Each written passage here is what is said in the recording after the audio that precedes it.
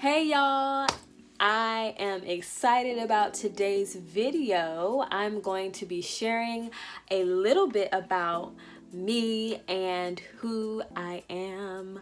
If you have not already subscribed, please hit the subscribe button down below. Like, comment, share, all of that wonderful stuff. I'm doing something new today. Typically you guys hear me sing, but I'm going to share a little bit about who I am. My name is Charity. Yes, that's my name. My mommy gave me that name.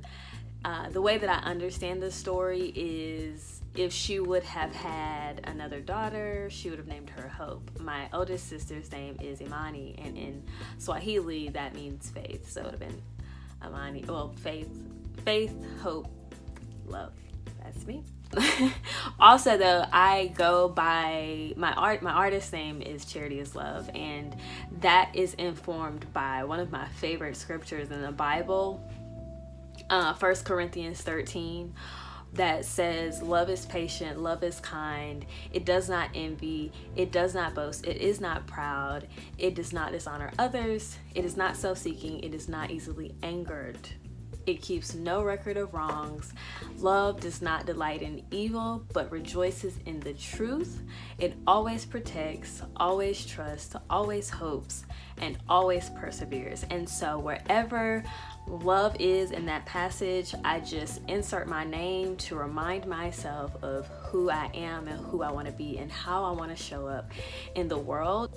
I am from Durham, North Carolina. Technically, I was born in Chapel Hill, but I was raised in Durham, North Carolina. If you know, you know. Bull City.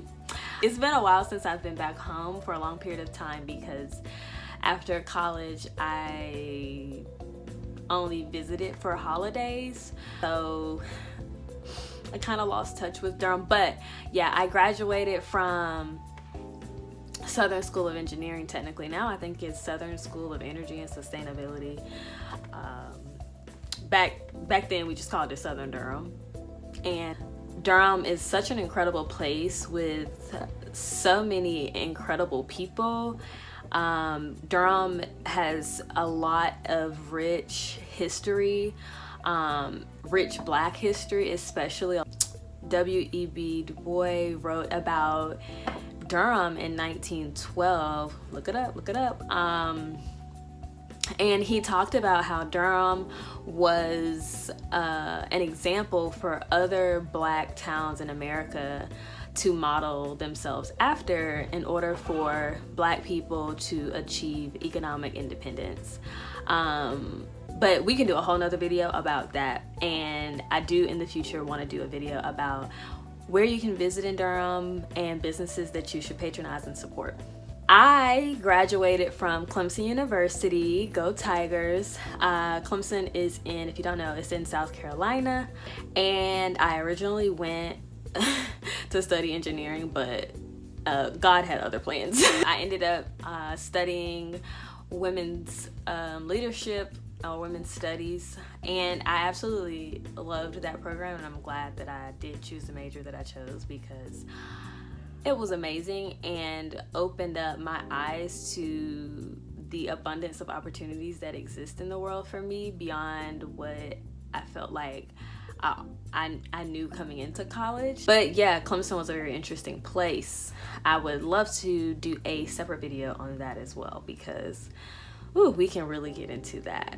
I created a YouTube channel as a creative outlet and an opportunity to share a little bit about all the things that I do because I kind of don't do one thing.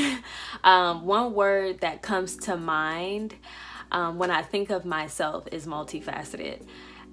Since being in graduate school, I've done a lot more with my channel and at least posting more consistent content because grad school is just tough, y'all.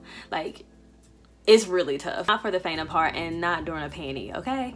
A pandemic. Yeah, sometimes it's just a little bit too academic and serious, and I don't like to stay in that space too much. Most people are used to just hearing me sing on here, but I wanted to expand to share other parts of myself, like doing DIY projects, my travel experiences, my cooking and baking, books, literature, and history that I'm interested in, and lifestyle and self-care things. And I think YouTube is just a great place to let all of that shine. Currently, I am in graduate school at Emory University, getting my master's degree in global public health with a focus in global health and sexual and reproductive population studies. So a lot of my work is focused on sexual and reproductive health. There are a few things that inspire me. So growing up, I was heavily involved in track and field, and it taught me a great deal about life. I ran for Durham Striders Track Club, the best and greatest track club. Another historical organization in Durham, making a difference. But yeah, track and field taught me a great deal about life. And although I didn't pursue it in college, because I ran year-round since I was 8 years old all the way until college, I learned about finishing what I start, finishing strong, seeing things through to the end, not growing weary. It taught me about teamwork and commitment, how to overcome obstacles, and ultimately, I think one of the greatest lessons is you get out of it what you put into it, and that is applicable to life. It's a source of many of my closest friends, sister friends that I still have to this day. I am inspired by women. I'm inspired by their brilliance, their resiliency, their beauty. And I've had an incredible opportunity to meet some of the brightest women, I think, in the world. And so yeah, and I'm a woman myself, and so it's just always reassuring to see other women out here doing their thing, grinding, breaking glass ceilings, all of that. I'm here for it. And lastly, I would say music inspires me so much. There's always a message in music, and specifically I love soul music. I love neo soul, funk, R&B, 90s R&B, 70s funk music. I love the 80s era too.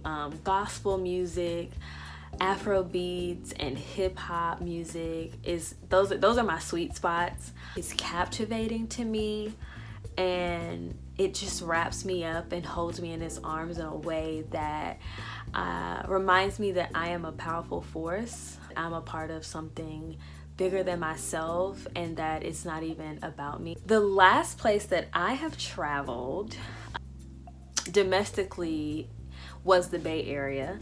I visited a bunch of national parks: Yosemite, Zion, Sequoia National Park, Joshua Tree.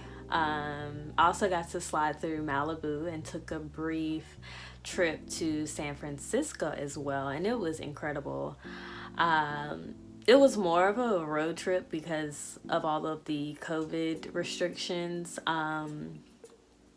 So definitely, maybe the next time I do that, I can do a little bit more. But I mean, we got to do a lot of things, and they were outdoors, which made me feel a lot more comfortable. Internationally, last winter break, I went on a mini European tour, and I hit the streets of London, Paris, and Amsterdam. I brought in 2020 in London before things got crazy, but I'll definitely share more about that trip and my experiences traveling in Europe, and any suggestions that I might have. And I hope you guys have enjoyed this video. I look forward to seeing you guys next time.